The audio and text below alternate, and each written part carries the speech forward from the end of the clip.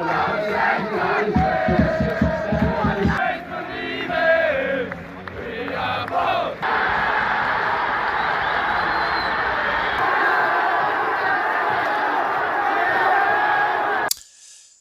guys, welcome back to Irish Footy Vlogs, and today we have the League of Ireland Weekly Roundup. It's that time of the week already, so let's get straight into this.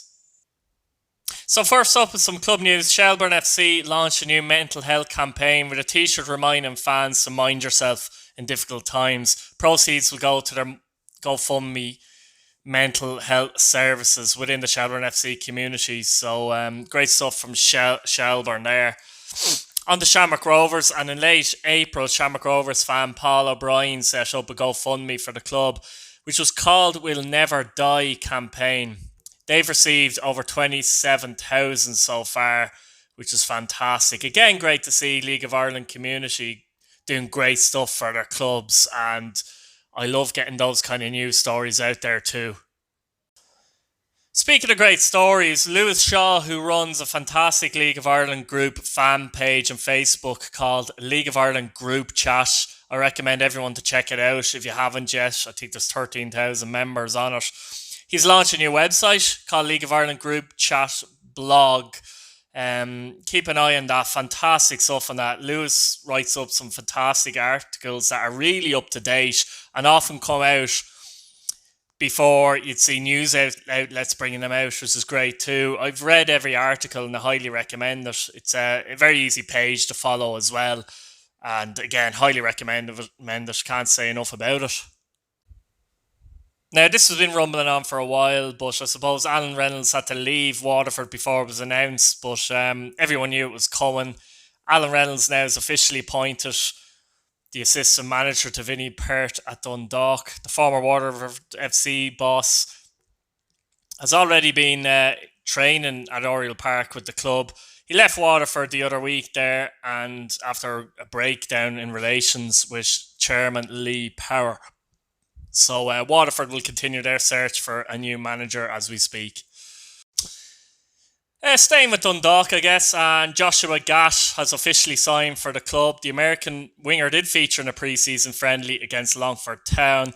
The 28-year-old will add real depth and quality to an already fantastic Dundalk squad, and Vinnie Perth is obviously delighted that this has been made official. The 28-year-old actually played for Ole Gunnar Solskjaer at Molde when he was playing in Norway, so he'll bring a bit of experience behind him from playing in those professional environments. He also played in the MLS, so a very good signing again for Dundalk, and he's going to be a good addition to their squad. Now, some interesting news coming out of Wexford. It is thought that a consortium are in talks over forming a new League of Ireland club in Wexford. The club would challenge the current club, Wexford FC, for a licence in the league. It's going to be interesting to see how this develops in the coming weeks or months. I'm not sure what my personal thoughts are about this exactly yet, because obviously Wexford FC, there's a lot of people down there doing a lot of great work. The women's team obviously as well. Does this impact on the women's team? I don't know. We're not entirely sure who exactly is involved in the consortium. Would it be a good thing for the county of Wexford? Would it be a bad thing? Should they pull the resources together? But is that even possible? So there's a lot of questions, but that's just a rumour at this minute in time, and certainly interesting times ahead in Wexford. It's thought that Damien Doth is about to take up a coaching role at Shelburne. It's an interesting one, as the Irish winger is looking to take up the under-17s, it would seem.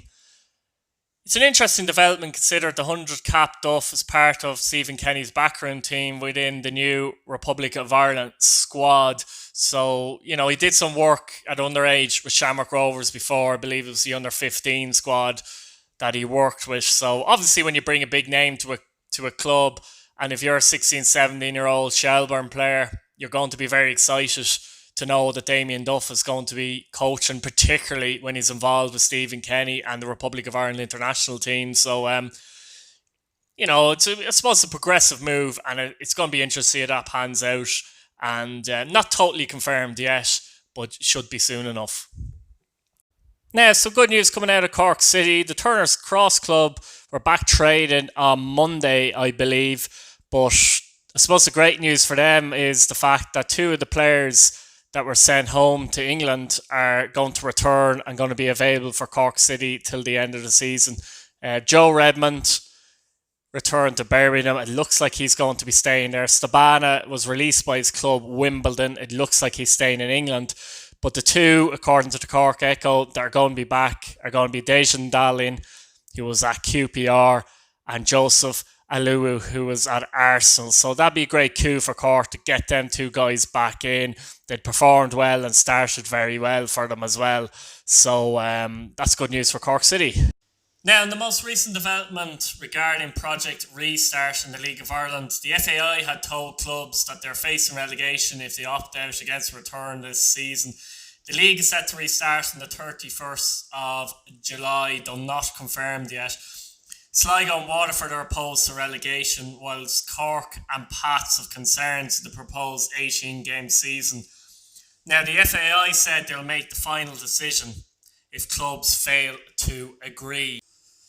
Now, the FAI had said that clubs had to come up with a formula today and an agreement today, and if they didn't, the FAI would essentially force the issue and make the decision on what was going to happen regarding Project Restart, regarding what way the league was going to run, be it 18 teams, relegation or not, or promotion or not, or how many teams get relegated, promoted, etc.